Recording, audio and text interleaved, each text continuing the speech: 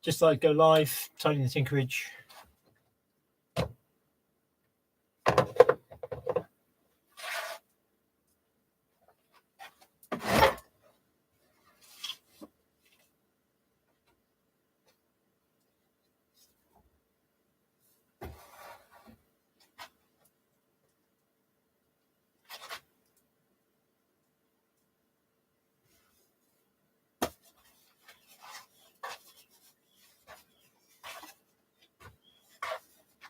Hi, Jim. Can you hear me?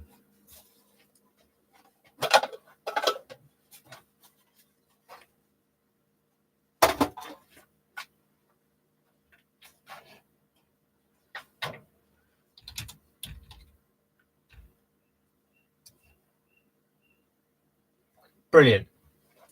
I just sort of stick the camera on while I'm tidying. Place is just a tip again. It's just too small. But I have I've put the welders that you gave me are now underneath my table saw. Haven't done any welding yet. At the moment, the best bit of steel I can find. I did phone a place up on Friday. Hi, Wayne. There's a local steel stockist not far. They don't have a website. They had a phone number. I rang them up and there was just no answer. So whether they'd finished early for the weekend. I did find this bush cutter blade, Ryobi bush cutter blade in the shed, which seems to be steel. It's underneath some paint. Yeah, it just needs the paint clearing off. So there's that. I've got a couple of bits of angle iron. Good evening, fix it up, make it new. Got a couple of bits of angle iron, which are remains of old fence down the bottom of the garden, really quite rusty. But I do know that it'll clean up quite nicely if I take a grinder to it.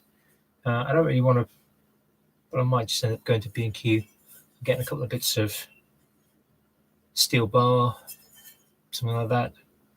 But I'll probably leave that till I'm next kind of roundabout down into Ashford. So I might clean that up tomorrow and have a go. But I'm just trying to tidy up a little bit. It's taken me,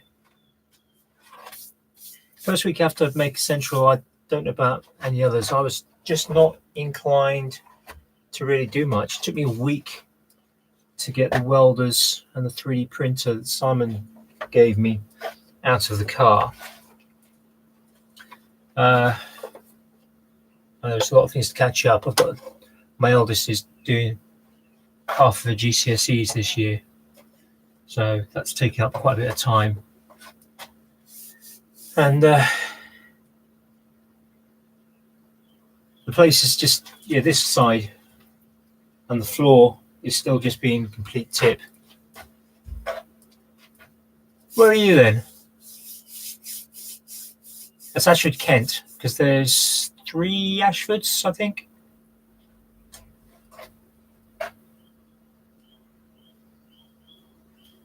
Yeah, there's a couple of there's a few fabrication places I noticed. I think after the bank holiday, I might kind of, there's 2 technically in the village. It's in the village. Yeah, you're not far from me then. Yeah, Caterham. I'm just west of Ashford, about 8 miles, 6 miles. But yeah, there's a couple of fabrication places. And there's an iron fabrication place. They call themselves Ironworks. Do a lot of gates and large brackets and big stairs actually in the village, walking distance. So yeah, I might maybe on Tuesday wander along to them and see if they've got some scrap going, because that might help.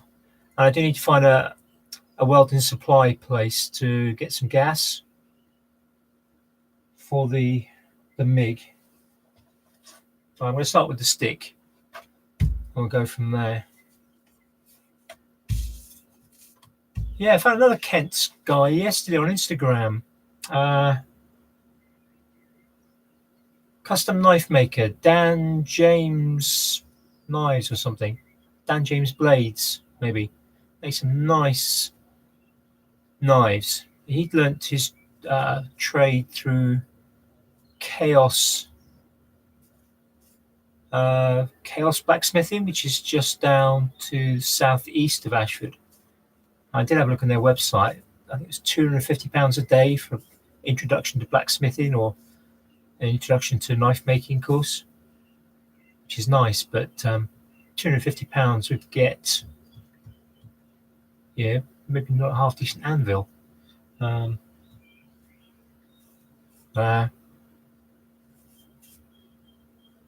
Yeah, I'd heard that before, Jim, about starting with sticks. So I think that's what I'm going to do. I bought some. Where did I put them? Bought some rods the other day. Got some screw fix. The 6013, so you recommended 2.5mm. So do that. Just need to get a few bits of steel. I've got new blades for the bandsaw. Managed to break the bandsaw blade just before Maker Central, night before leaving. Trying to do some last minute things. Actually had the bandsaw apart today. I almost filmed it, but I just wanted to get on. I kind of lost my mojo this morning about doing anything. So I actually got started this afternoon. I just wanted to get on and do it.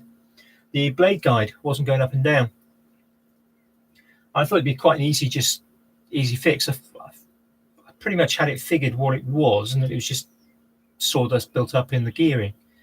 So I had a look at it, but to get it out, to get to the gears, which are at the back of the blade guide, needed to actually take the upper wheel off. So that was a bit of fun. But now I know that's the problem, because the blade guide had been stuck high up. I suspect that, with doing a lot of curves, is probably what sent the bandsaw down the drain fairly quickly. Yeah, actually, yeah. Once I started putting the blade back in, I thought, right, I'm just going to watch that Izzy's latest video again, just to kind of get things right. And I'll tell you what, I bought some Axminster blades. It was a pack of 6 for something like £37, which is reasonably, I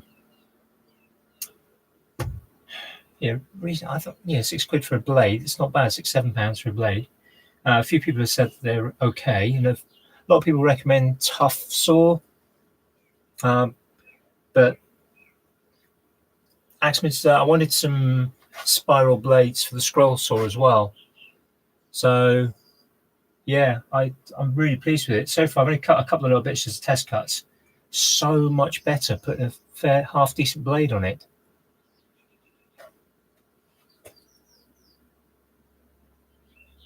Yeah, watching people who really know their bandsaw work is just so good.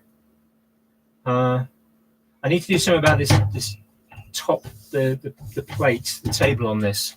It's just pressed steel. So there's a lot of vibration when it's going. One option I'm thinking is I've got some bits of 18mm plywood. Hi, John. And I might just make an extra, so I'll lose about 18mm, but I can put that on there. I can put a groove in there because there's no groove for a mitre. I can make a bit of a mitre table arrangement, crosscut table, so that might be quite nice. The other thought is maybe find one of those fab places and get them to just fabricate a 10mm aluminium plate with a slot in it, with just some holes in the right place for the brackets. So that is a bit of a thought. Not sure how much that would cost. If I go in looking for some scrap, I might just ask them how much it would cost to do that, or even the steel plate. Depends what's cheapest, really. But it vibrates so much, unless you're actually holding it with both hands, you couldn't do a one-handed cut on it easily. Whereas I've used bigger bandsaws in the past, and yeah, you could just hold something and push it through. So it's not the best place. I've got a little lump in the table there, so it does vibrate a bit. But I've just been actually starting to make use of these Whammo boxes that I picked up a while ago and filling those up.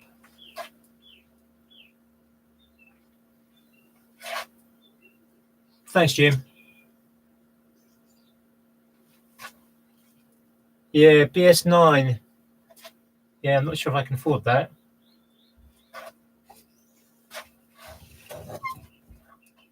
I've got a little bit of spending money at the moment.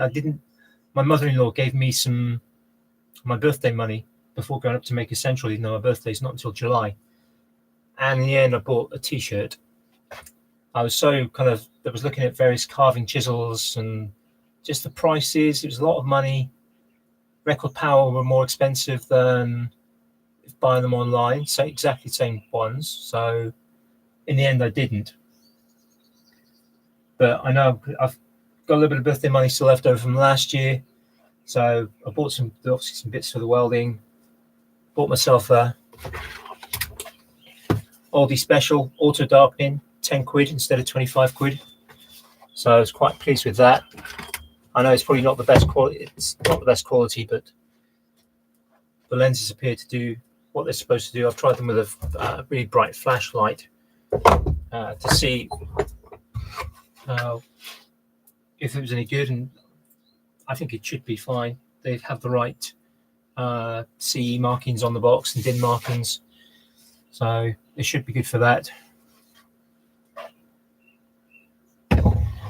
Yeah, this one only cost £80. I'll think about it. Get back to you. Yeah, just constantly trying to tidy up a little bit. I've got issues with wood storage.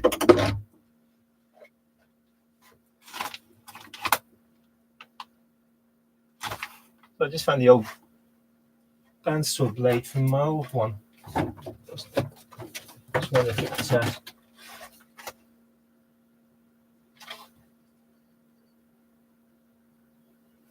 this is a 55 1/8 inch, 1400 millimeters. I've got a bandsaw blade from my old one, which is 56 1/2. I think that extra 1.25 inch, 1.125. No, 1 3/8 might be a little bit too much to make up from the tension knob. Might try it one day there.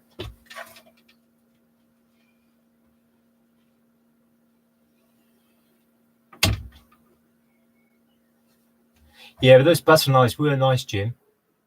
Got to admit, they were very, very nice.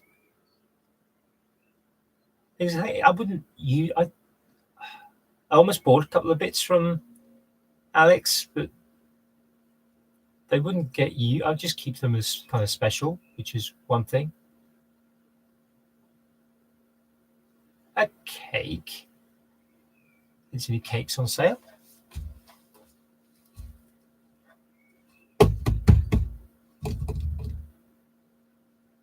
Yeah, it had to replace the latch failed on the door again just before Maker Central, and I couldn't work out. I took it out, but couldn't work out what the problem was.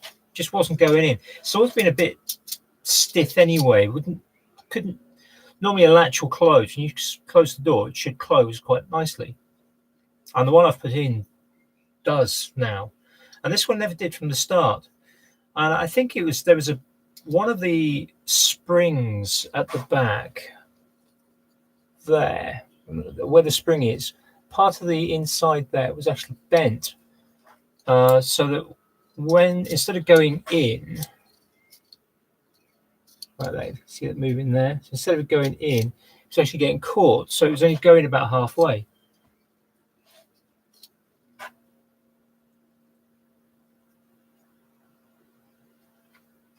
Yeah, well, butter knives traditionally were kind of squarer and flatter. When I was a lad, a long time ago, we had some of those sort of bone-handled butter knives, and we had specific and dinner knives as well.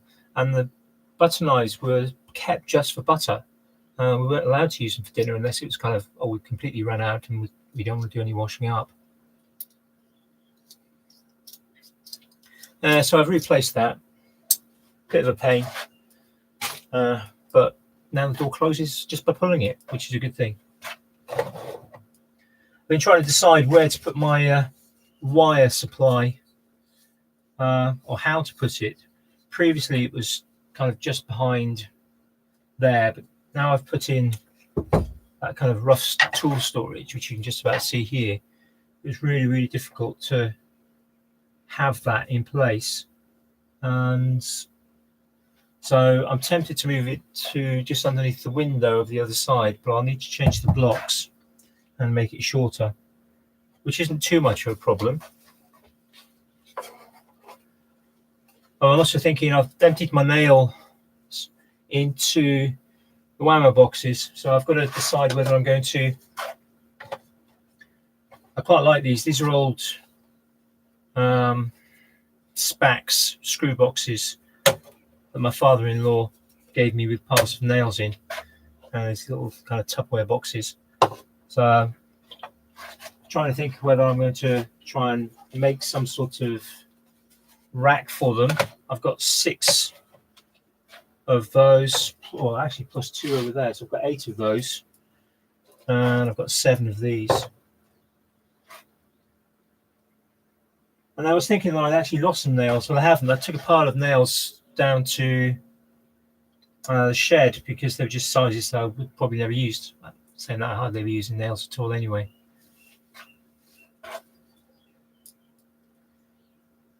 Yeah, ceiling is,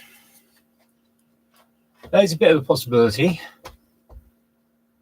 Might fit, except now I've got dust in my eyes.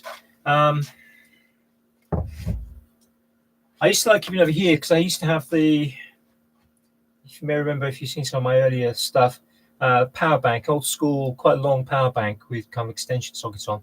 I've taken that out because it's just too big, and I hardly ever use the sockets. They're only 10 amps total across the whole device. I'm thinking of there's some soldering iron connectors on there for soldering irons that I don't have. So I took that out. So I haven't actually decided where I'm going to kind of do electronics. It's most likely on this bench, just because it's where I've always done it. And I've got the vise over this side.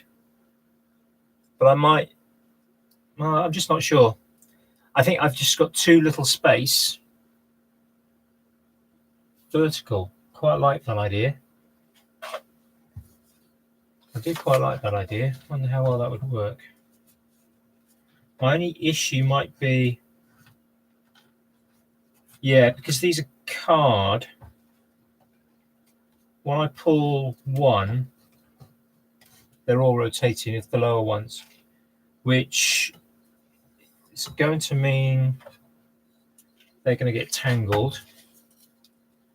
Unless I put some sort of spacer in between, that might work. Don't think I've got any bearings with a 1-inch. Yeah, I think about that. Think about that. Yeah. So yeah, fantasy-wise, I'd love to have a shop. It's like Laura Kampf's shop. I think it was her last shop where she had multiple rooms. So she had a room set up with a sewing machine. She had another room set up for wood, another room set up for metal. And I really quite like that. And I like the idea of having a kind of an area for metal, an area for wood, an area for scroll saw. But yeah, it's not going to happen in here. So I think I just have to accept that things need to go where they're going to be used. Not be used, where they're going to just fit best. And hopefully, I mean, pretty much everything's in arm's reach anyway. I mean, I can reach my ear defenders, yeah, at pretty much almost the same time as switching on my light over here. It's not, yeah, it's not that big a deal. I need to remind myself every now and again just to be grateful for the And I'm not just working in a little table in the corner of the dining room, as some people are. Hi, Huey. Yeah, I've got a storage shed already. In fact, I've got 2 storage sheds. One's got kind of bikes, lawnmower, and kind of surplus. There's racks of sort of storage boxes. One's got kind of garden chemicals, another's got spare electricals, spare plumbing parts, chainsaw, garden tools, decorating stuff, kind of rollers and steamer. And then I've got another one. So that's kind of 70 feet down the garden. And then 100 feet down the garden, I've got what we call the summer house, which when we bought the house was here. And the previous owners, the guy literally had it as his. Yeah, it is. Yeah, on Huey. Yeah, they're right. It is on my tour video from the very start. But he used the summer house literally as he had a little desk in there and just piles of booze. And he used to lock himself in. And I think he just used to go down there, smoke some interesting things, drink lots, throw the corks into the garden. We found hundreds of corks and bottle tops in the garden. And it was originally it had been something like a 8x6 shed, which had then been extended. So it's probably about 10, 12 feet long by 6. Badly, I had to redo the roof because the roof was just awful. And that is just crammed full of everything else. And really is full. I literally can't get in there at the moment. It's got, again, a bike. It's got the ladders, all the camping gear, lots of stuff that I've just hoarded over the years. Things like I've got an old Van de Graaff generator down there, which was being thrown out because the belt had gone. And you couldn't get replacement belts. So it was just going to go into a skip. I wasn't going to let that happen. So that became... And there's wood. Yeah, every bit of wood from every project that's left over. Because I particularly, if buying wood from B&Q, it's often cheaper just to buy a pack of 6 than to buy 3 or 4 pieces of wood. So, and the packs are often, in my experience, generally straighter than buying the separate wood. So just grabbing a pack for less money and having some spare timber for other jobs always been a good thing. But that doesn't mean I've got an awful lot of wood. Lots of metal as well, but lots of it's galv. So I seem to have plenty of galvanized stuff, which I could strip the galv off. I guess it would take off with a flat disc, but I've got acid. I've got citric acid, so I could do that as well. So if I can't find anything in the next couple of days, and I can't be bothered to go to B&Q and buy some steel or somewhere else that sells bits of steel for a bit of welding, I might just do a bit of degalvanizing.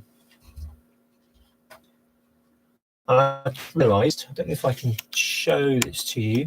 If I detach the camera from its holder, I might be able to. There we go.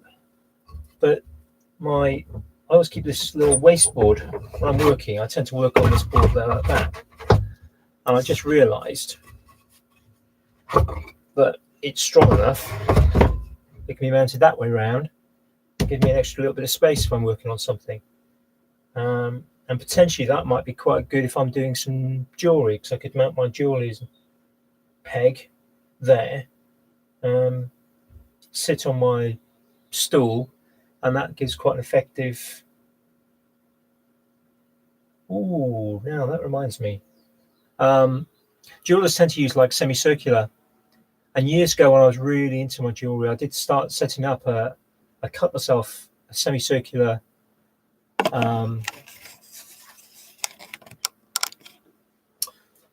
bay, and the idea is that you put like a skin underneath it so you can catch your silver. And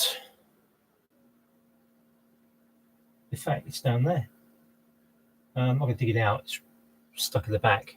So it's 1.5 inch of plywood, 2 3/4 inch plywood pieces with a semicircle cut out.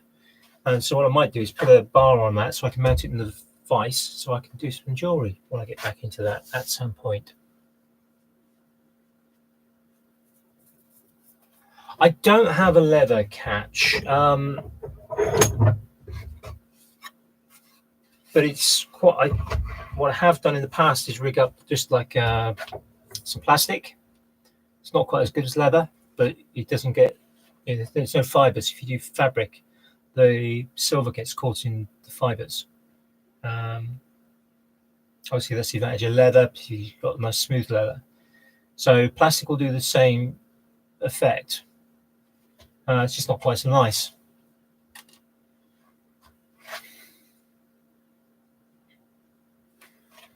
Yeah, I've got to decide what I'm going to do with those. I think at the moment, they go in there. Because I'm trying to work out, as well as putting my wire up, I want to try and work out something for my.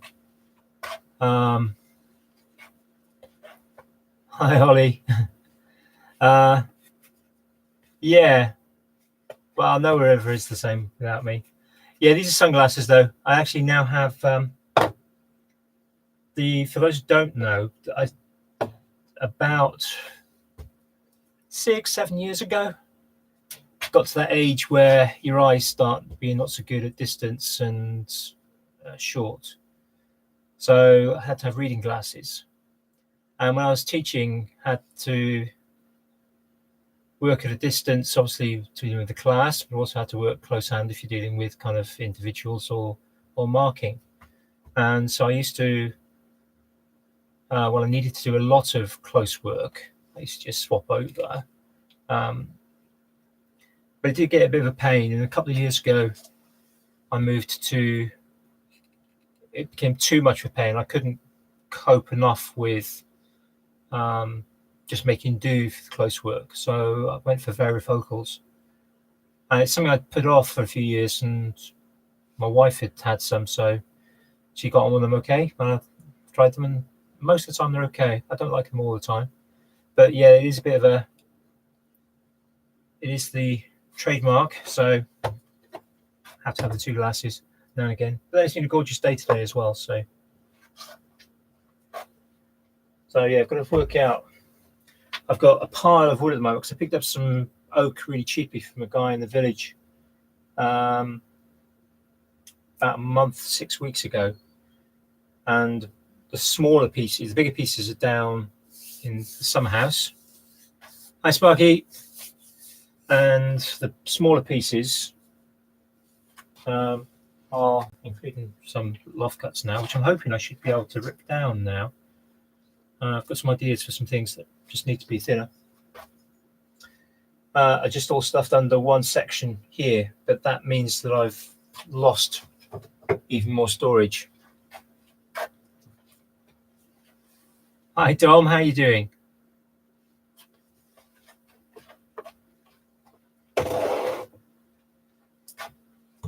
Yeah, they did become the dual glasses did become the part of the trademark.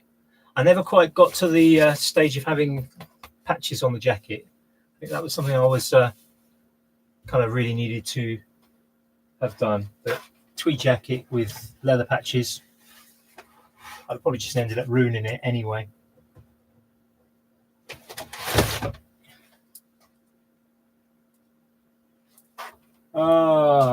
There's just so many things to try and decide where to go. I've got all these jars of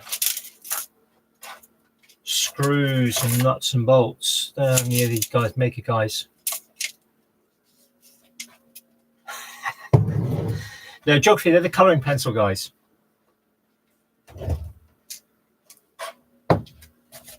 Yeah, so yeah, physics teachers, leather patches, physics teachers too. I need to do something about all these nuts and bolts. The number of times these have really saved me in trying to fix something. Then every now and again I think I should just scrap the entire lot and just spend kind of 40 quid and get a couple of packs of mixed imperial, mixed metric. But then I know that it still wouldn't probably be the right size.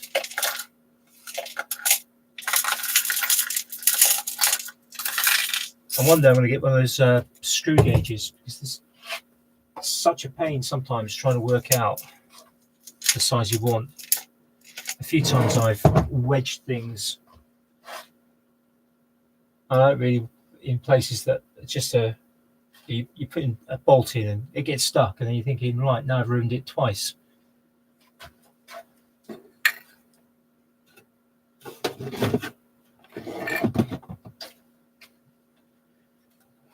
But these Whammo boxes, £2.69 from Home Bargains. Fairly decent size. Insert tray there, bigger in the bottom. So seriously debating getting rid of some of these jars.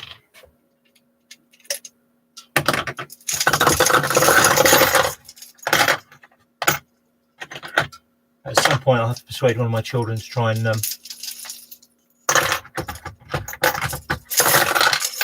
do some of the sorting on these.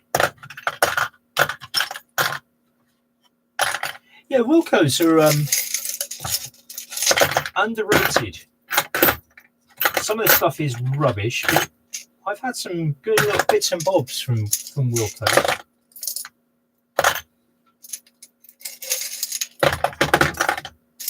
I quite like. I was quite tempted actually, like talking about the nuts and bolts. I was in Wilcos a few weeks ago, and they have now. Yeah, I was just saying, the pick and mix. I was so tempted to kind of just get 2 or 3 of everything, and just fill up, and then know that I've got kind of sort of sizes. But the selection wasn't really complete. There were quite a few empty spaces in our local Wilcos. I think B&Q are doing something similar now as well. I think maybe with bags, as long as you can close the bag, yeah, it's a fixed price. But I haven't been in B&Q for a little while.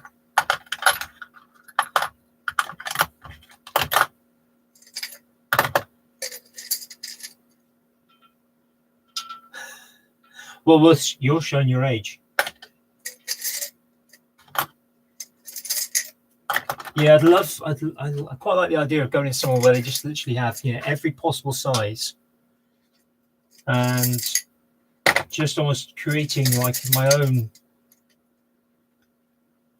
kind of. You almost like have a bar, maybe something 3D printed with captive nuts, but something where you can actually get the nut into it, and bolts sticking out, so you can just test any possible nut and bolt that you have.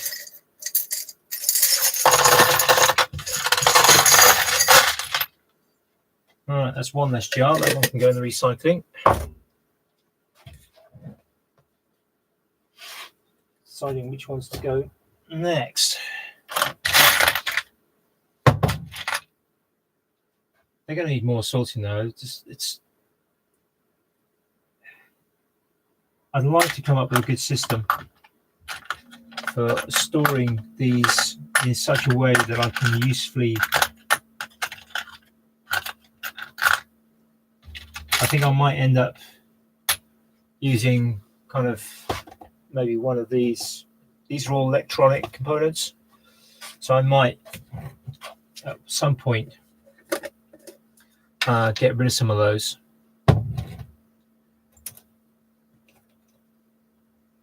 Yeah,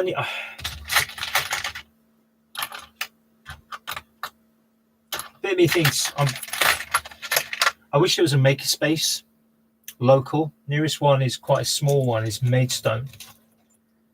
Next nearest then is the university one up at Canterbury. but that's students only. Although they've got a lovely selection of tools. I kind of got a bit of a pipe dream of starting a makerspace in Ashford. Yeah, I get that feeling of bravado sometimes, Sparky, and it normally lasts about 3 seconds.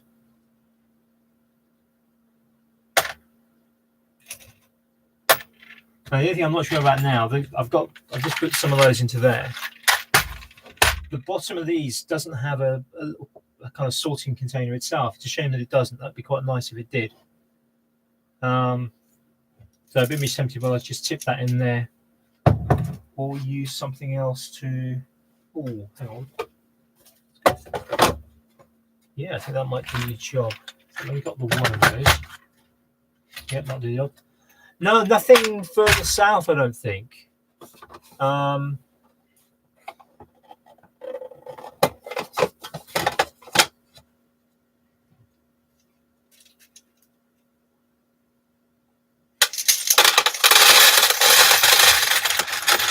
I'm surprised Folkestone Dover doesn't have something.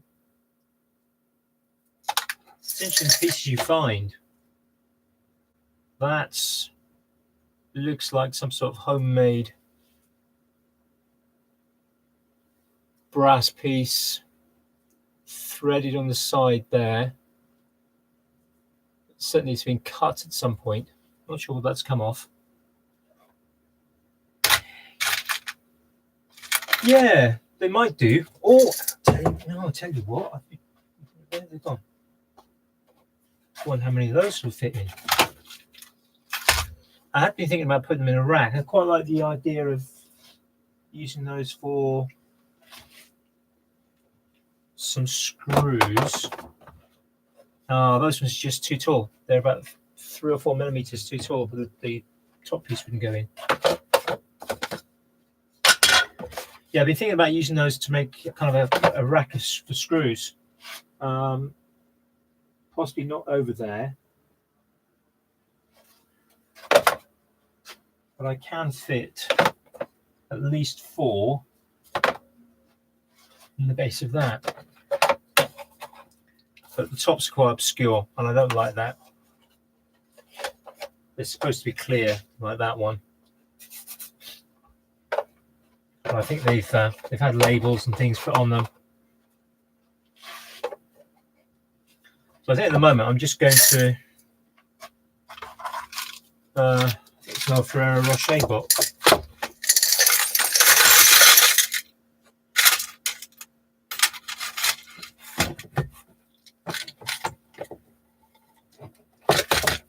So I'm going to put one of those in there. It's another jar empty.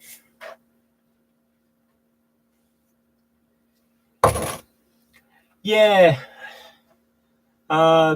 Who's it? The guy who does the motors, Jeremy somebody, does a lot of stuff with kind of salvaged motors, American guy. Jeremy Fielding. He has, I think, a carousel with machines on it. And I quite like that. And I think they're quite efficient use of space. But when I saw that first and looked at it, I thought that could work, but does it need to be? Is there a minimum size where that becomes good or not?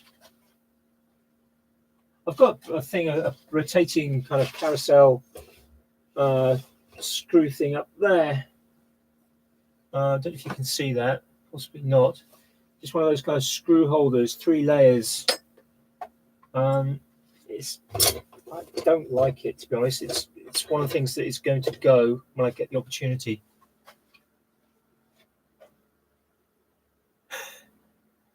Vertically revolving would be great. Yeah, I've got plenty of space up above. If I could extend vertically. I'm not sure if the neighbours would be too impressed if I extended vertically. Not sure my wife would be very impressed if I extended vertically.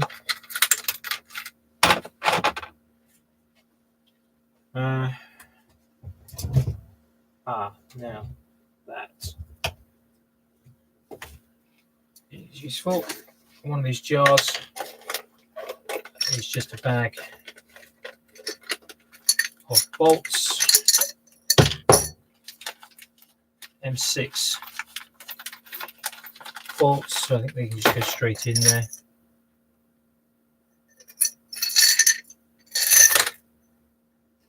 Alright, so that's 3 jars empty.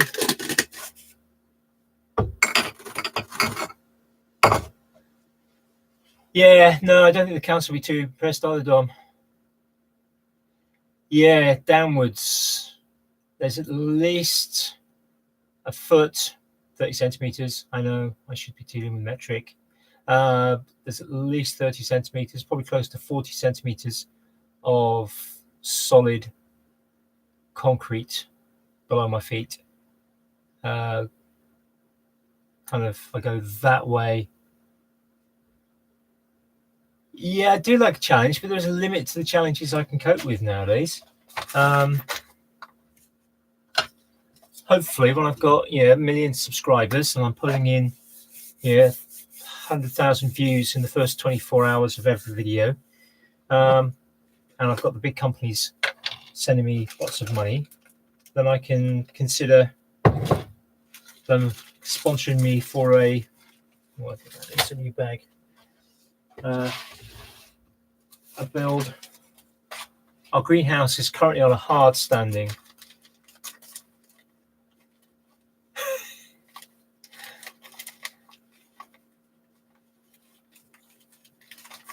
Okay, bye, Sparky. Our greenhouse is on a hard standing, which was previously a garage at some point. And it is something that I would quite like to convert into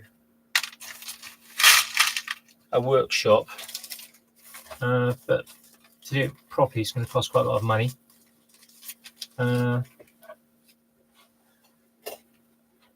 We have discussed the possibility of kind of building almost like an office, so I could consider doing some tutoring.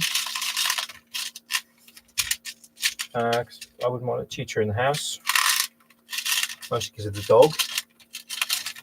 And that could then double up as kind of clean, the digital Tinkerage is the phrase actually I was thinking of. Yeah, 3D printer, maybe a small laser. Keep the dirty stuff then for over here. Hi, Phil. I'm just doing a pile of sorting and tidying, trying to get rid of jars. So far, I've managed to empty 3 jars that had previously been screwed onto places. Now this one's got a mix of nuts and bolts.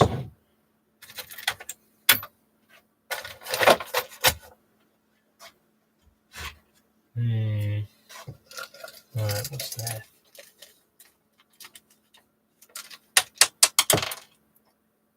Constantly dropping nuts and bolts, that's half the problem.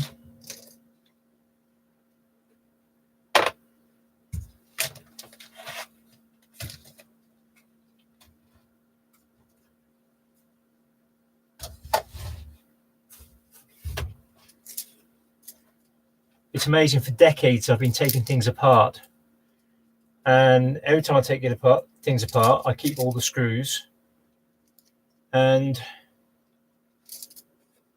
of course now I'm paying for it by having to work out where to put them all.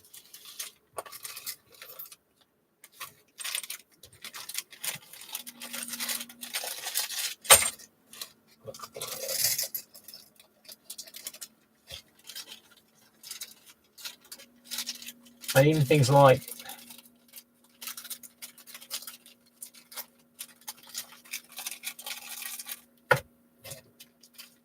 yeah, I should probably do that, Jim. In fact, I've done that with a pile of nails tonight. I went through the nails earlier, and I had 2 pots of nails that are just kind of, well, one was just complete mix, and they were mostly rusty.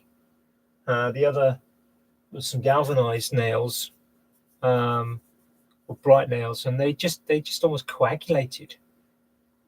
So they've gone into my scrap bag. I do need to take a trip to the tip at some point and get rid of some of my scrap. Well, there's a new scrapyard apparently in Ashford where they'll take and pay for metal at any size. So I might investigate that. It's only just a matter of yards away from the regular tip.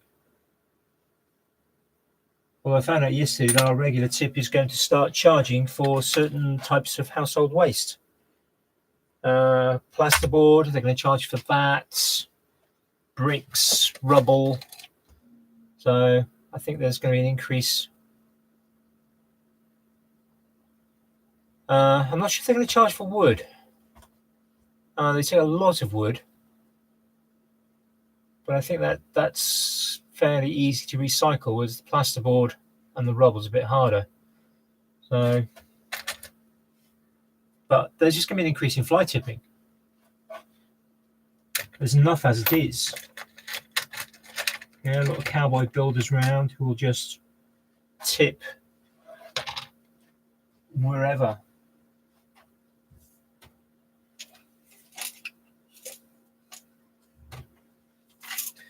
So I've still got three jars of screws or bolts, one of washers and one of nuts left to deal with.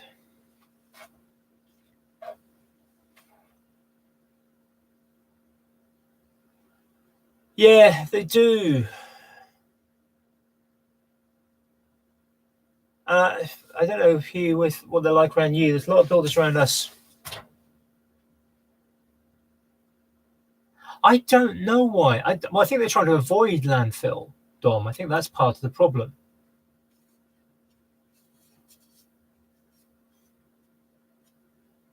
So I wonder why they're charging for the. They had separate plasterboard. So my local tip, essentially you've got a huge covered warehouse, which is lower down, and from the cars are at the higher level, and you can tip in garden waste. They've got different, essentially, windows, huge windows. So there's garden waste, timber, household waste,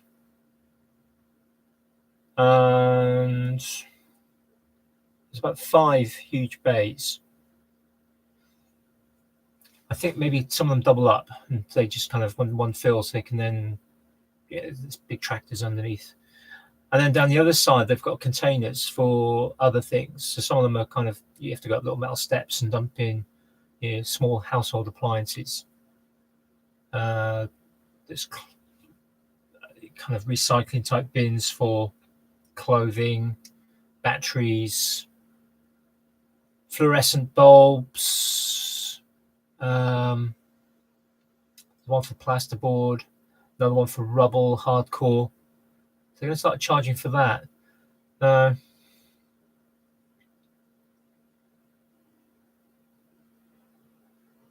Yeah, I'm not sure the chemical composition of gypsum. Yeah, a lot of things react with animal pee and give off, nasty things.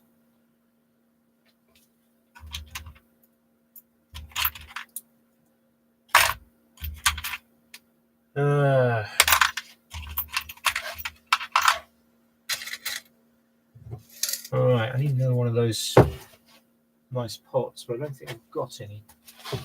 Right, what else have I got there? I don't want to use those.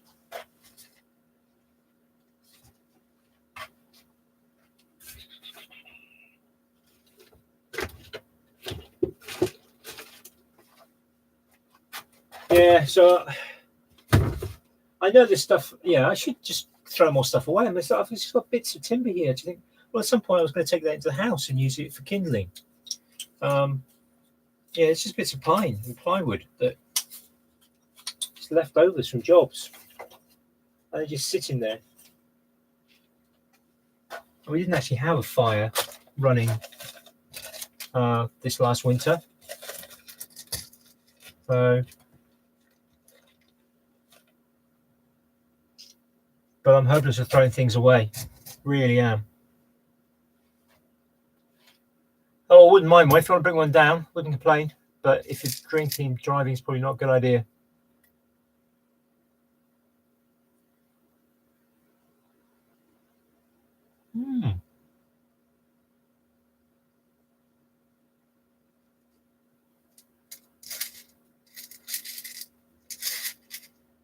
All right, I need a different container for those. These are more, there's a lot of self-tappers in there. But I'm not going to sort that out. As for myself, I've got a whole thing for self-tappers up on the shelf, which at some point need to go into another container.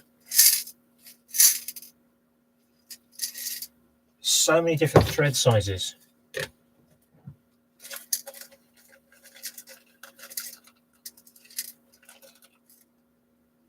Alright, a lot of kind of very similar ones in there. What's that?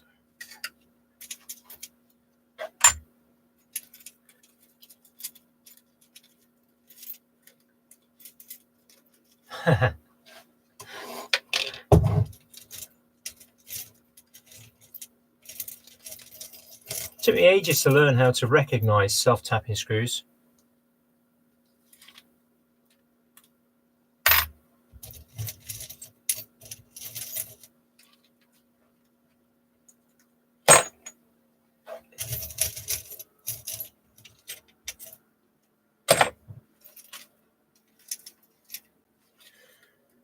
I think I may have to start another one of those. We'll just call that one bolts.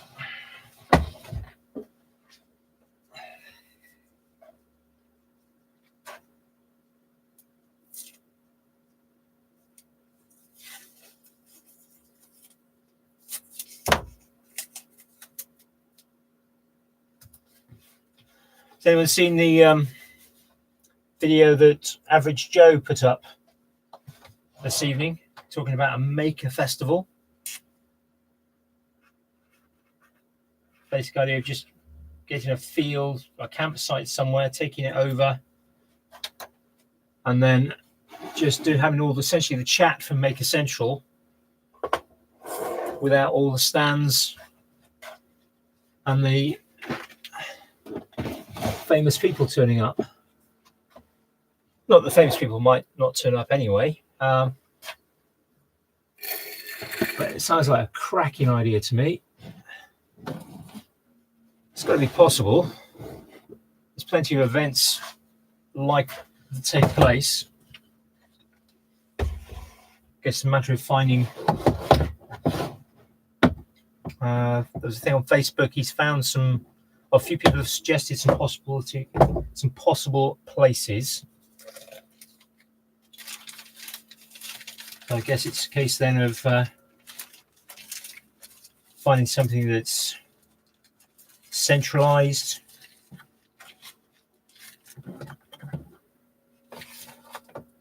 So I'm probably guessing it wouldn't be that difficult to find something in Scotland.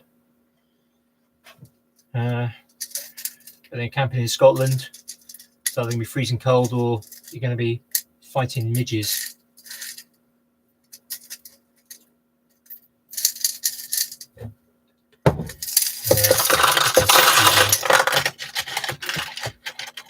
Separate out things that shouldn't be in there already.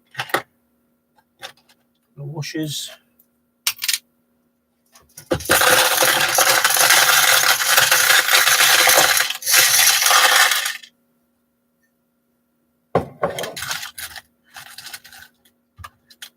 Yeah, I think the idea of kind of a maker festival. Joe was talking with the guys from Brothers Make about it at Maker Central,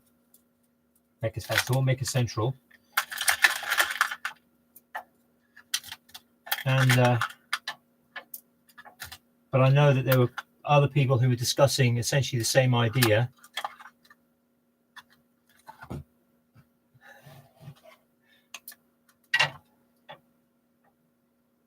Yeah, I get thought of midges scared the wits out of me now. I used to, well, actually, no. I think as a kid, I was never too bad with insects. But whether it was down to the camping trip my dad and I took to Scotland after my A levels, where we just got bitten to hell by midges. But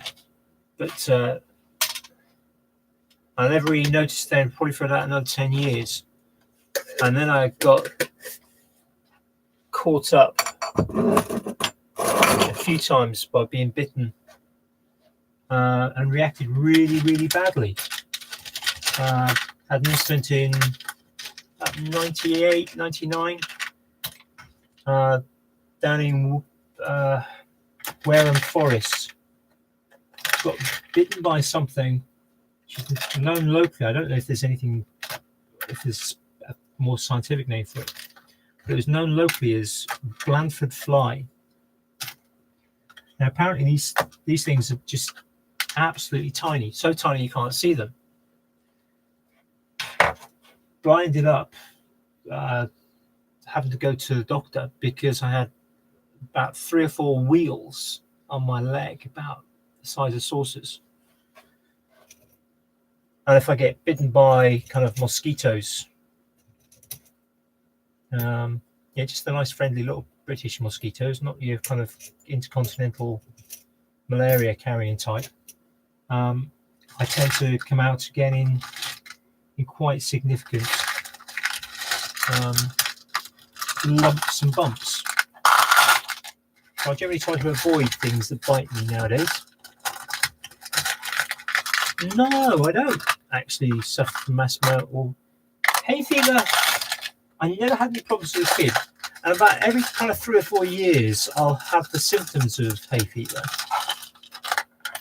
for about a few days. I'll take some Purities or something like that, and then I'm fine for quite a long time after.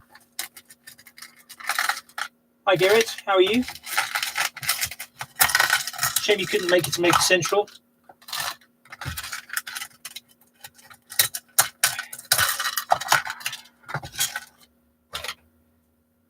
So yeah, no, I'm not. I've had a few chest infections over the years.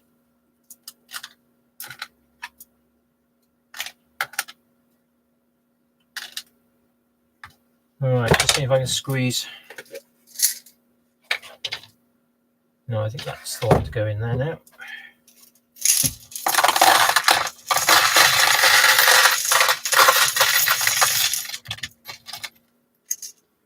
I need to sort of, I've got a couple more kind of sort of cap end bolts in here that just need to really be with other ones, and then interesting washers.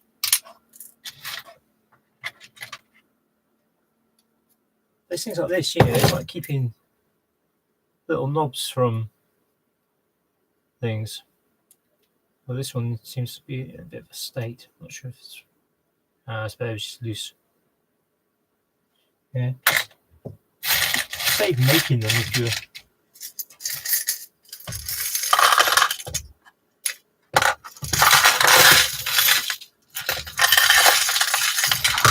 Now, I haven't started it yet, but for some of the money I didn't spend at Maker Central, I bought Adam Savage's new book. Well, his first book. I don't think he's written any other books, but the Every Tool's a Hammer book the other day. So that's sitting on my desk ready to read. I'm partway through the latest Jack Reacher novel, which I want to read first. And once I've finished that, then I will get on to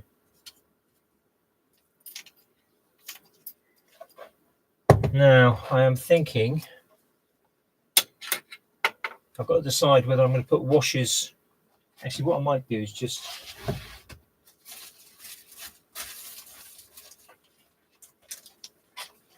Ziploc bags, another thing I can't throw out.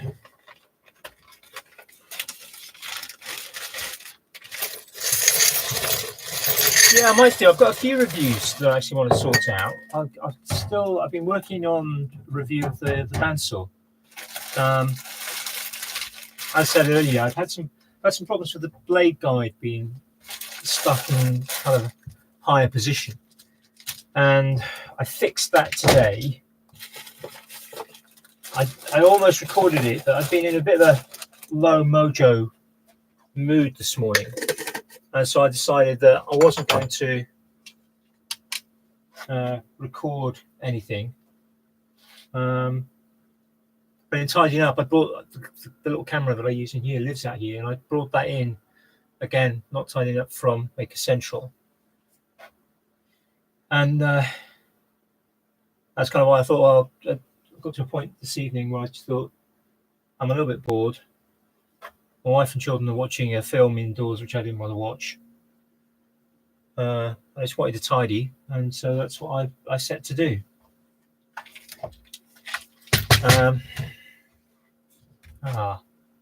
Oh yeah, that's a different one. Might need another bag. So yes, I've got a review planned for that. So I've had this now last summer, whenever they were selling that.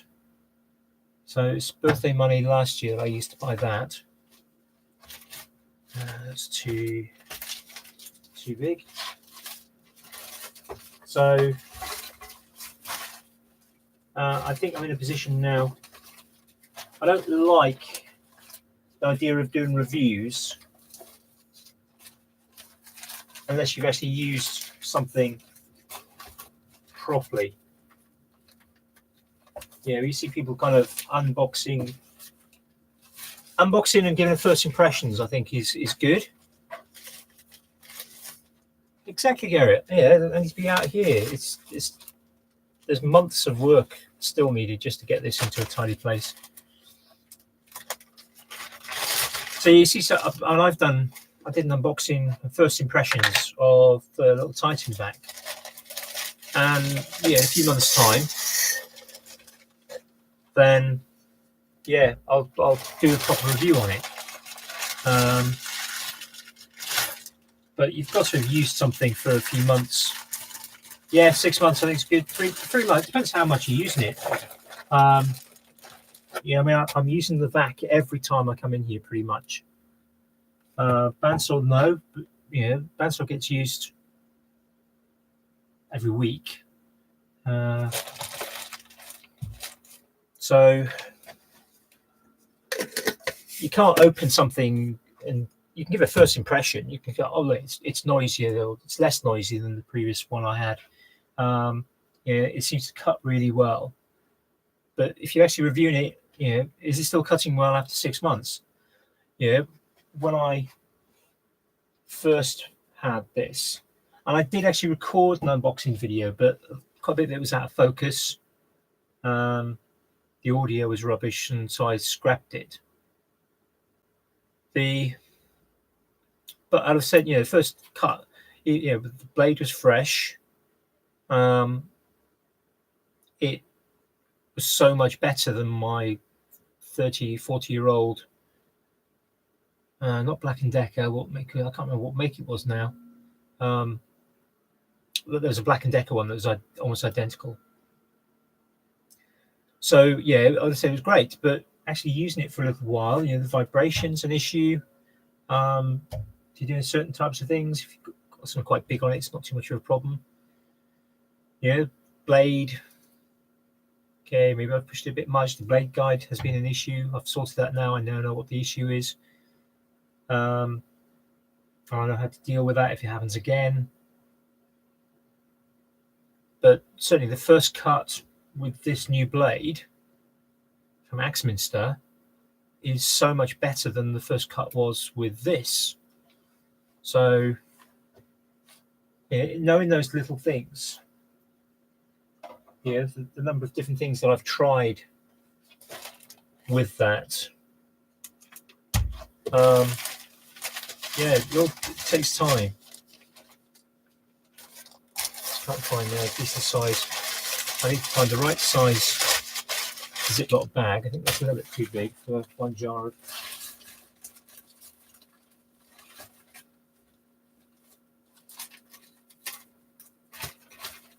That'll do. Got a whole drawer just dedicated to Ziploc bags. I mean, it's just nuts, really. I've got a workshop this size. There's no holes in it. Actually, there's got a lot of things in there as well. It's not just Ziploc bags.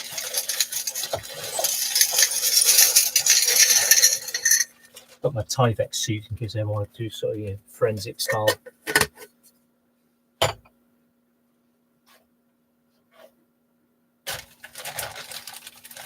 Tell me more about this baffle. Is that something you bought?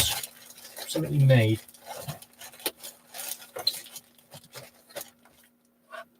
A bit of me's tempted to try and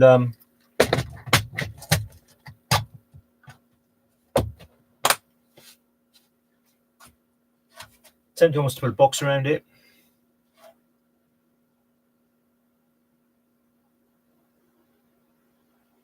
Okay.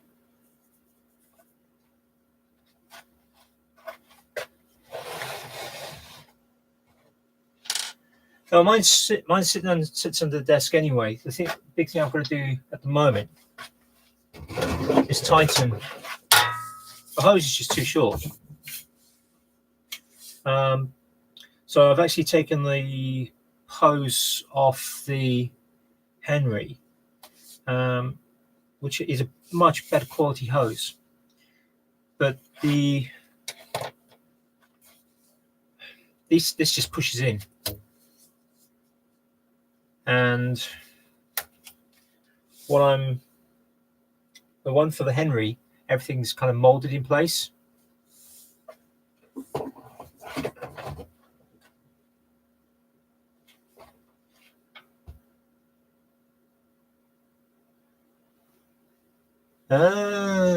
Yeah. Okay, a bit like it's a bit like a silencer for a gun, I suppose.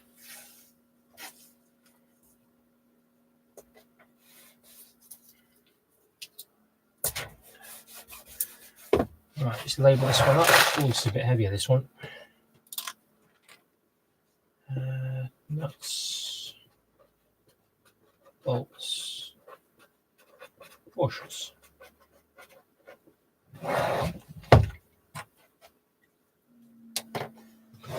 Oh, that's going to add a bit of weight to the shelf. I think it can't cope with. Right.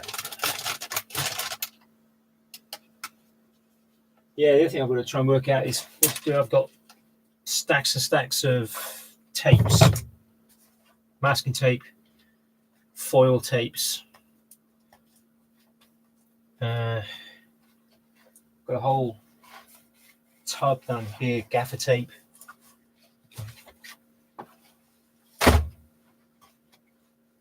Might make one of those kind of shallow trays so they can all kind of sit vertically in.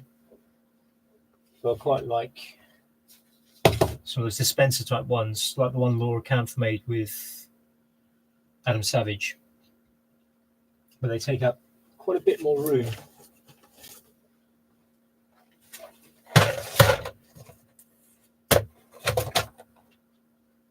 But I do keep some crazy stuff. It's like this. It's not assorted dynamite screws. It's just paper clips. Yeah, there's got to be 200 grams of paper clips in there. But you never know when it might be useful. Not as if I haven't got, hundreds of paper clips in the house either.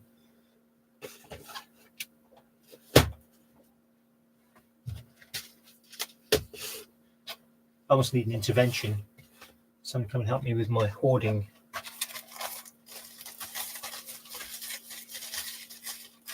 What's the time? Oh, crikey, 10:15. I think I might be finishing soon. Just going to put that Ferrero Rocher lid on the actual tub in there, so there's one less thing to have to store.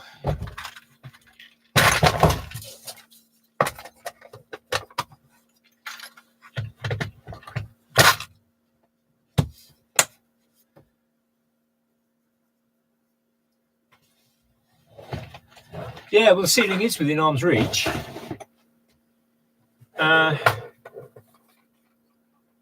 Could it be mounted essentially upside down? Well, there's a thought. Have to. Yeah, I guess you'd have to kind of have the dispenser ring is normally, if you kind of think about a horizontal.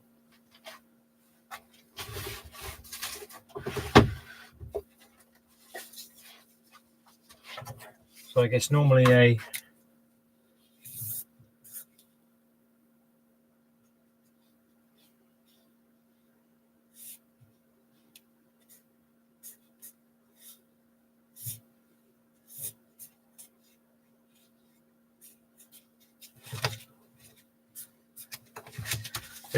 dispenser is kind of tape over the top to a blade, and that's normally some sort of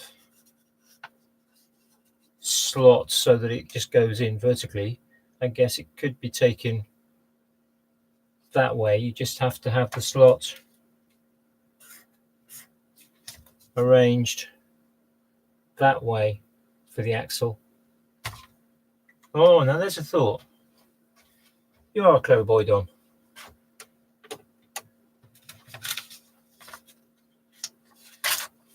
Quite like that idea.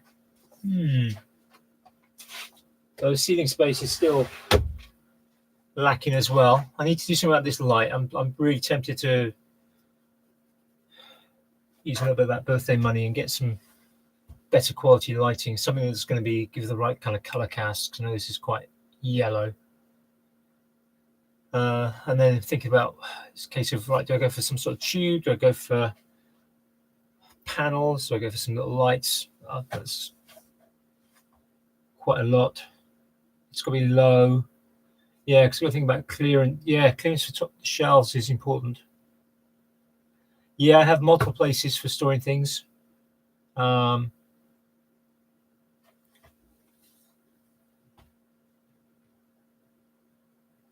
I actually thought some of the LED light fittings you can get now are just a few centimeters deep. So potentially could be mounted, and I have. Let me just give you a little tour of the. Do the cable here. So I have mounted these two beams, one there and one there, on the ceiling, which I use kind of clamp rack. And part of the idea with that, I put the fluorescent tube across at an angle. Previously, it had been going along here. Putting it here has given me better light coverage. There we go. Cool, really looks it upside down. That way around. No, it doesn't really help. It's just kind of an odd view. So, hi Jamie. Yeah, the cutting in lights is not an option. This is 4 inches of reinforced concrete ceiling. Drilling it alone just for fittings is really quite things. Yeah, I thought about some of the batten, sort of the square panels. But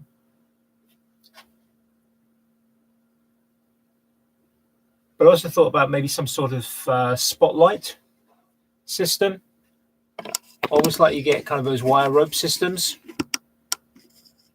I like the idea of perhaps having something where I can angle the lighting to get minimum shadow for working and also minimum shadow for filming. Some better quality light in terms of color cast.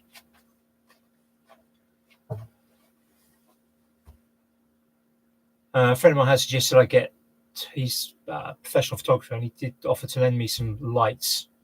And I did have them off him to try.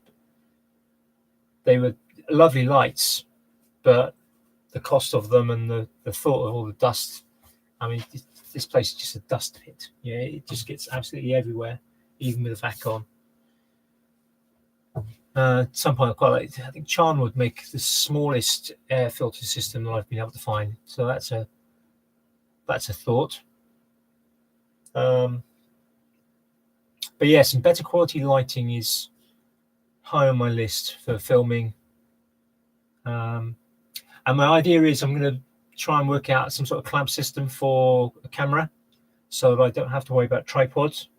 But I want something that's easily adaptable, so I can put either the little action cam that I'm using today, or DSLR, or even a little point and shoot, mounted in different positions without the tripod being in the way. Because filming with a tripod in a space this big is nuts at times, really is. So yeah, it's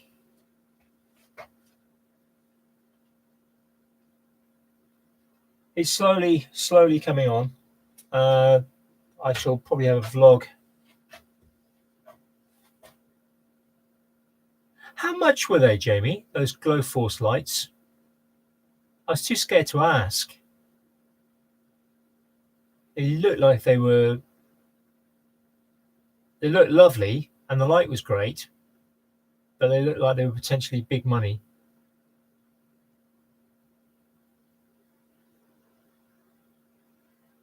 Yeah, I figured they would not be cheap.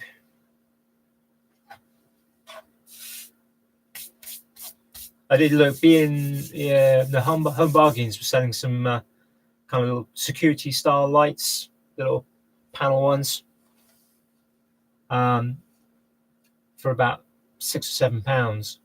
I did think of getting a series of those and kind of mounting them around, and they were on little brackets so they could be angled slightly, and they were quite low profile. But I was concerned about the quality of the light cast from them.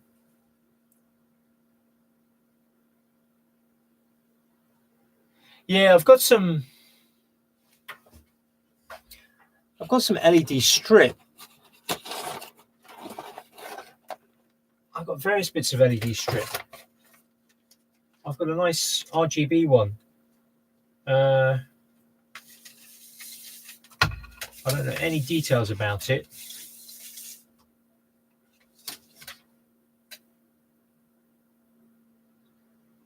It's 24 volt.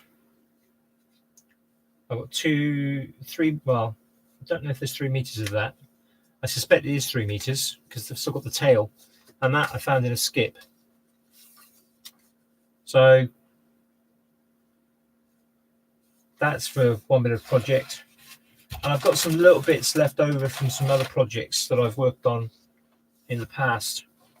So one possibility is to make kind of some of my own lighting, but I may invest in more, because I know that there's a mixture of colors within that. You get kind of the color temperatures, so you get your cool white to your warm white, and I don't want to have to faff around with mixed colors. I'd like to get something so I've got the same color on everything, although I've got my little kind of LED lamp, which I use kind of on the bandsaw or if I'm working on some electronics. I think that's a bit of a cool white rather than a warm white.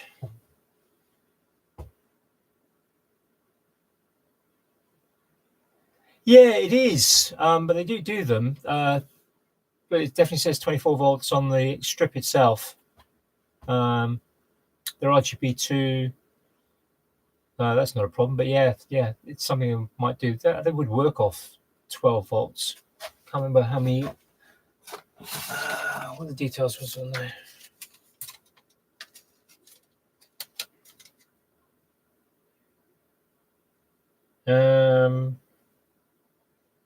RGBW 1M. I'm a 4K 3000 millimeters stroke 2 meter tail. So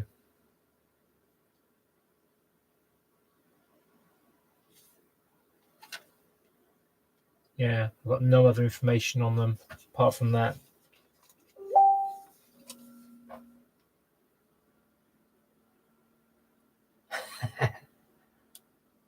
£55. 80 quid for the long one, 45 for the light its own.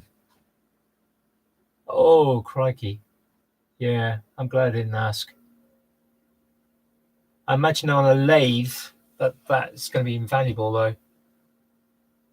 Their maneuverability as well was quite impressive.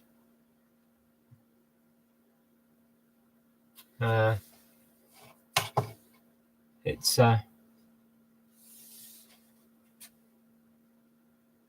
yeah, no, I quite like kind of daylight. Oh, everything's an investment, Don. That's yeah, I've got no problem with the idea of investment. It's just choosing which investments to make.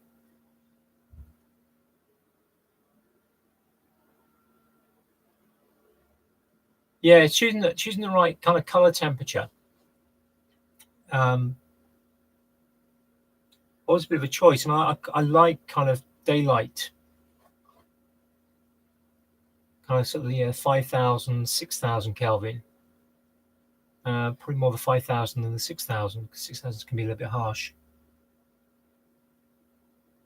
And having something that's got an accurate color temperature can be, just really useful if you are photographing things. Yeah, it'd be nice to be able to photograph things in here with the lighting as well.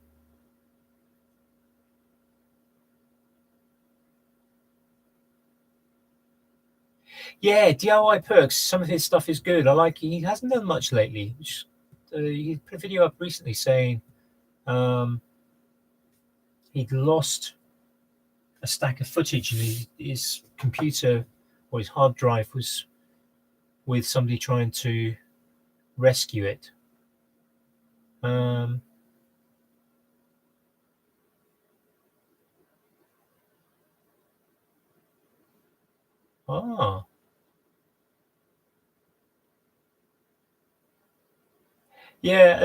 I'm quite happy with the idea of maybe getting some strip and kind of wiring that up. Transformer. I've got a spare socket over on the side over there. So the idea of kind of taking that, having strip along here, and potentially even zoned. So kind of being able to turn off lighting in different places, maybe even having lighting underneath the shells, maybe kind of aiming almost into the wall to try and kind of just bloom the light out a little bit. Yeah, that's something I've thought about. I've got an old angle poised lamp here as well, which actually probably could do with a new switch. Kind of, you have to flick it to kind of get it to work. I may have to get rid of that. I might turn it into a boom arm for a microphone. That's something else I've been thinking about, is getting a kind of a at the moment my microphone is just a lapel mic, just clipped onto the same mount as the camera. But I don't do much in the way of kind of voiceover type work, so it's something I've been thinking about, is maybe trying to think about putting a mic in here and using this for voiceovers as well.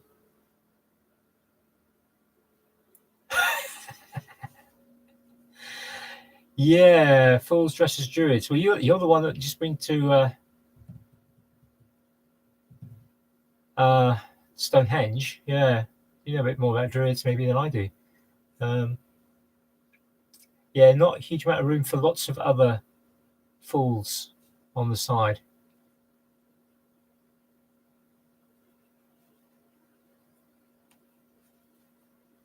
Yeah, right, good night. Fix it up.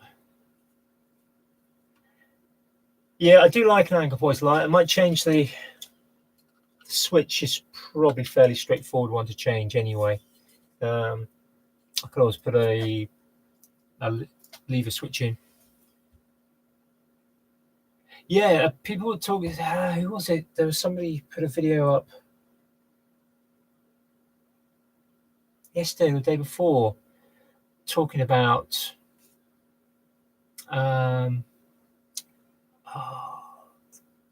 like basic film look channel. Literally it's about filming. They were talking about looking at one of the something like a £2 flexible LED, USB LED, no on and off switch. And they were looking at it in terms of using for, you could put it on a camera setup, so you can actually kind of keep it on your camera, so you can look at that, or potentially using it for little spotlighting within a filming scenario. And that was just the £2 one. So there's other ones as well.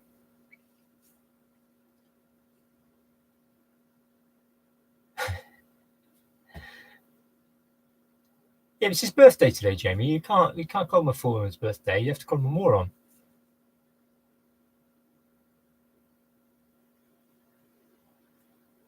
Now, is this the Maker Festival that Joe put a video out about, Jamie?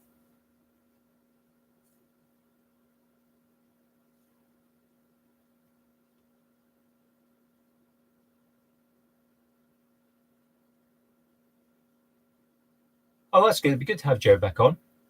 I think it's a really exciting idea. I know Joe had been talking with a few others at Maker Central, but there were quite a few people at Maker Central talking about the same sort of thing, possibly at the same time. That would be good, Jamie. Something down near us would be really good. We're trying to work out what to do about our summer holidays at the moment. I really like the idea of trying to get out to Maker Faire Hanover, but that's a lot of. Oh, no, that would be good, Jamie. Which of the wildlife parks is that? Because there's a couple down kind of your way, isn't there? Yeah, I'd love to get to Maker Faire Hanover, but that's it's my passport's lapsed, so that'd be passport if all four of us want to do. Oh, two of them. So if all four of us wanted to go, that's £300 straight away just for passports, which that's just not going to happen. We talked about going down to the West Country. Steve and Alex both said I can pop into their forges, Maker Central. So I'd really like to take them up on that. But we'd end up having to visit a lot of relatives and friends down the West Country on top of kind of that. So we probably end up doing more visiting than holidaying. So at the moment, we're not sure what we're going to do. We've talked about Suffolk, but it's not too far away. Oh, I've put on enough weight as it is on my own, mate. I need to lose about a stone. I've put well over half a stone on in the last month. Just eating too much junk. So I need to sort something out about that. Because the various medications I'm taking at the moment, I really could not do without that. But yeah, it's not sure what we're going to do about holiday at the moment. We haven't booked anything yet. I want to try and include visiting some makers of some sort wherever we go. Yeah, there's plenty of people around the country, so hopefully that's something that we can incorporate into wherever we go. But yeah, we need a proper holiday. Possibly taking the dog or not, I'm not sure yet. I might take you up at some point on that, Jamie, particularly in the summer holidays once school term's finished and my wife's off work. I'm not having to homeschool the girls. And yeah, I'd love to come along and you can teach me a bit more about scroll sawing as well. Now I've done the Maker Central trip, I'm a bit happier about travelling that longer distances than I have been. Yeah, hammering would be good. Now that could be good. Yeah, it'd be great to catch up with Richard Katz at the same time. That'd be really, really cool. So is this kind of Makers on Tour year 2? Or are they just coming down especially to see you?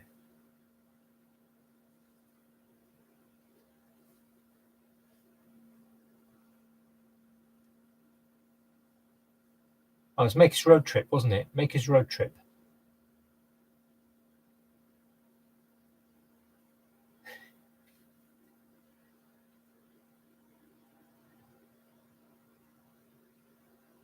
There's just so many things to remember. This community is just growing and growing every day. And there's been a few times the last 2 weeks where I've kind of seen something on Instagram or seen something on YouTube and gone, hang on, I walked past that guy or that girl at Maker Central and didn't talk to them. That's why we need to have something else.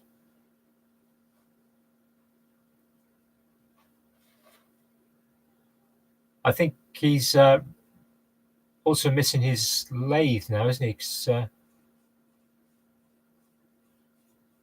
Little Noodle is taking over the lathe by the seam of it.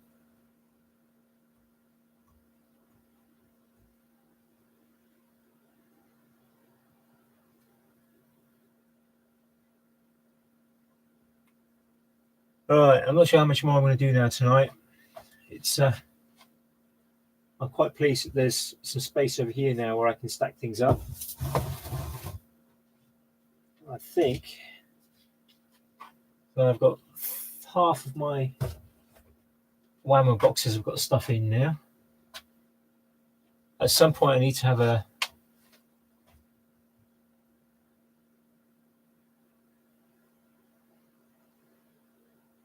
you're not wrong there, Jim. I think this. I mean, I was talking to someone.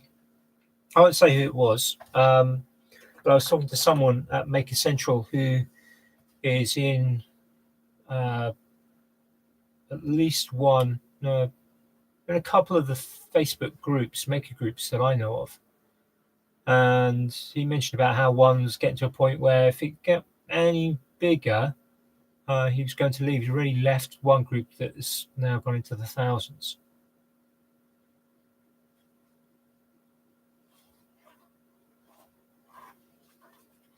Yeah, plus he's got a van. His van's almost as big as the Tinkerage. Yeah, so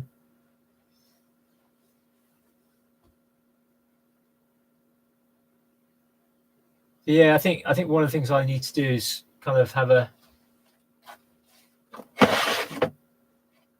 So I've got these just boxes and boxes of electronics.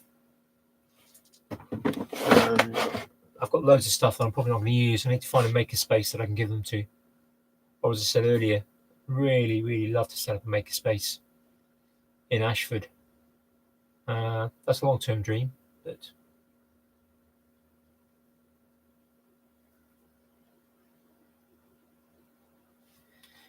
yeah, people like me keep putting videos up saying, I've just put a video up. I don't think I've actually said please subscribe on a Facebook group. but I've certainly, every time I make a video, I put a video up. I know some people get a bit annoyed by that.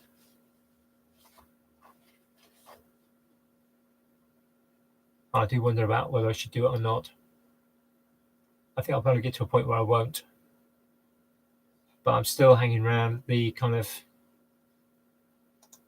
what am I at? 6:39, I think I'm at now. Yeah, it's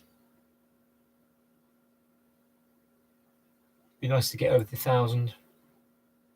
Although I'm still, you only what, before you can monetize, you need 240,000 minutes.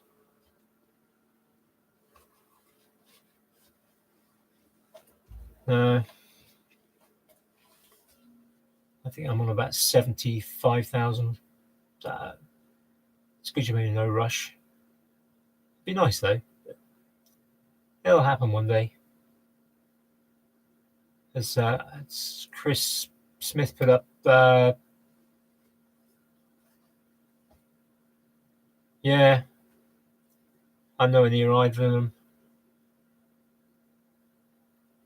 So I'm 2/3 of the way to subscribers, and actually less than 2/3 of the way to subscribers, and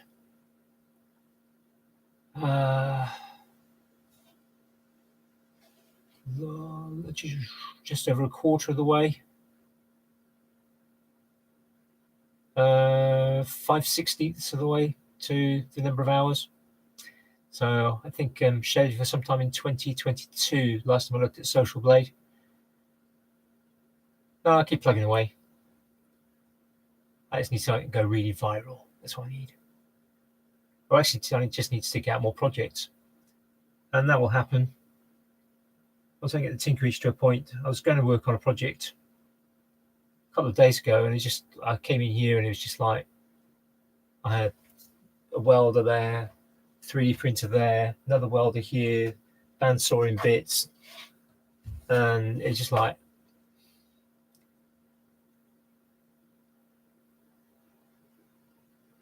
oh, that's up to then. Yeah, I need to get more projects out. I know I need to do that. I need to get a few more. My best performing one is the dripping tap, so I need to get a few more household fixes. That seems to pull in the views. If I was something I was going to, I didn't get around to it today, but my key fob for remote for my car has been giving me low battery. In fact, to go to make a central, I swapped key fobs with my keys with my wife because hers was fine, and I've worked out how to change the cell inside it now, and it's a little tricky one, and it's classic. It's one of those classic things like you get on a lot of devices. You know, where you've got something that's two cases pressed together. I'm just trying to find something suitable, and they're clipped together. And if you know that all you've got to do is kind of separate them. There's just some tabs, but it's knowing where those tabs are. Otherwise, you just chew up. You're sticking in something quite fine in it. You're just chewing up the plastic. So I've found out how to actually get that open without chewing up the plastic. So I'm going to record a video about that, but I need to get into the car, get the sign up. I was going to start with kind of low battery, and I also need to find out what other Fords use exactly the same key fob so that people know. I think there's a few. I've got the C-Max. I think the B-Max, the Cougar, a couple of others use the same one. So once I can find that out, I can kind of label it with multiple ones. It should be a nice, easy one to put up. That might be quite a useful little one. I need to do a few more of those, like little fix-it type things. I've got the 3D printer now from Simon Harman. So I need to go through the manual, look at that. I know there's an issue with the Z-axis, I think he said was a problem. So I need to try that, find out exactly what the problem is. So I'm going to have a series hopefully on learning out about that. I might even take the whole thing apart, and just so I know what's what. Then there's the welding. That should be fun. In fact, Jim, if you're still here, videoing welding, just UV filter on the front, just to protect from spatter. No risk to the sensor from the bright light. Or I might just use.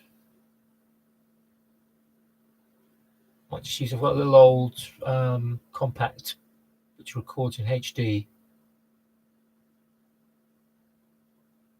Thanks, Jamie. Really appreciate that.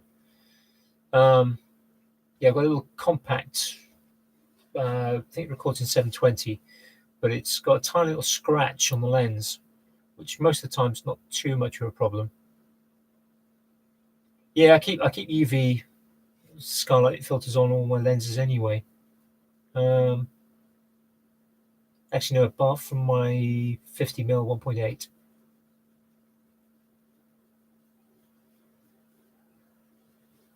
Yeah, sometimes it does.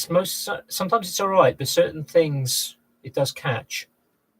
It's just because I kept the thing in my pocket. I was walking around with it all the time, which is great. But there must have been a little bit of grit got into because it's one of those little Canon ones with just little irises that move out of the way.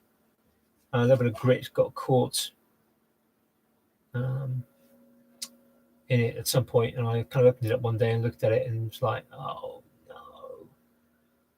no. So I had to buy my wife a new camera because it was hers technically. But it's just so much easier to carry and better quality images than the phone that I was using at the time. Actually quicker. I find just particularly with video, my phone is very slow. It takes probably about 7 or 8 seconds to get video up, at least. I can get the camera up in just double clicking the power button and the camera is on. But that goes straight into photo, and if I want to put it into video, clicking the video button, it then takes close to 10 seconds to actually get before it's ready to take.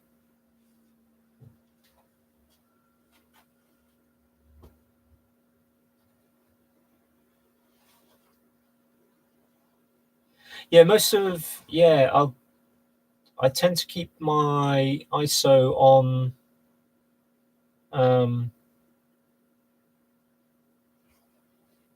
auto on the one I use for filming. On my other one I use for photography, my DSLR for photography, I keep it on I change that as I need to. Yeah, most of my videos lately, JP, I can't remember the last time I actually recorded a video not using my phone.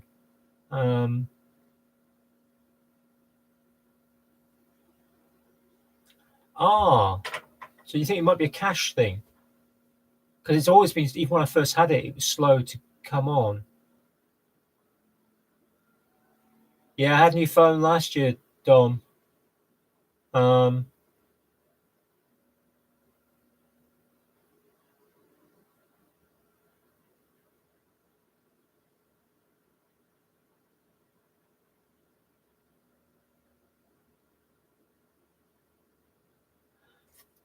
Now that gets me thinking, Jim. I've got some ND filters. If I stack those up, watch how well that would do. Might have to get a second mask anyway, because I'm sure at some point one of my kids is going to have a go at welding. Once I've learned basics, I shall do that. You're absolutely right, Dom. Your best camera is the one you have with you. And yeah, that's why everything on my Instagram, all bar a couple of pictures taken from that, from a phone. I've still got a few pictures to process. I did take my DSLR to Make Essential, and I've still got to have a look at the photos.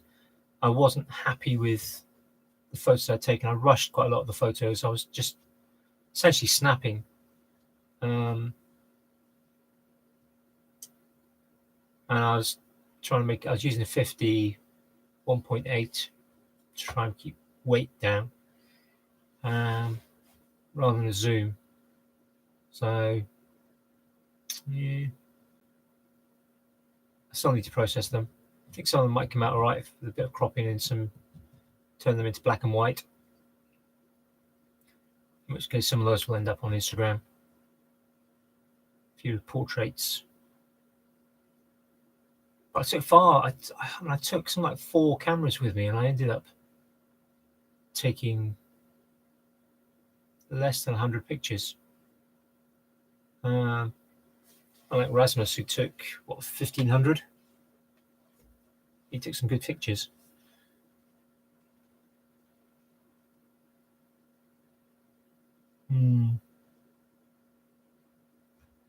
Right, it is nearly 11 o'clock, and been on for an hour and 46 minutes.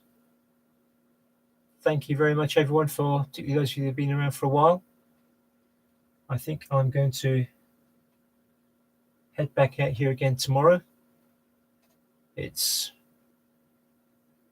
feel like I've made some progress tonight. Really have. There's still lots more to do. I've got a little bit of space down right at the back there, which I need to kind of find a way of making better use of. I've got a can of varnish and some gas canisters and some hot glue down there at the moment, but there's some space for possibly a box or two if it's not too heavy. Or actually, that's an idea. At the moment, I can't put my scroll saw underneath, which is where it normally lives, because of putting the welders underneath the table saw. That shifted my plumbing box and my silver jewelry box that way. But I might be able to put the silver jewelry box that way. Right. Yeah, I need to go to bed. So good night all. Thank you very much. And keep a lookout. I might do another one of these. Yeah, that would be good, Dom. It would be good to catch up, and maybe with a couple of the others as well. It's been a while. It'd be nice to catch up and hear what you guys have been up to. Yeah, where you're at and all that. That would be good. Can't make art by pressing start. What? Can't make art by pressing start. I'll have to think about that one. Right. Good night, folks. Have a good night and see you all soon.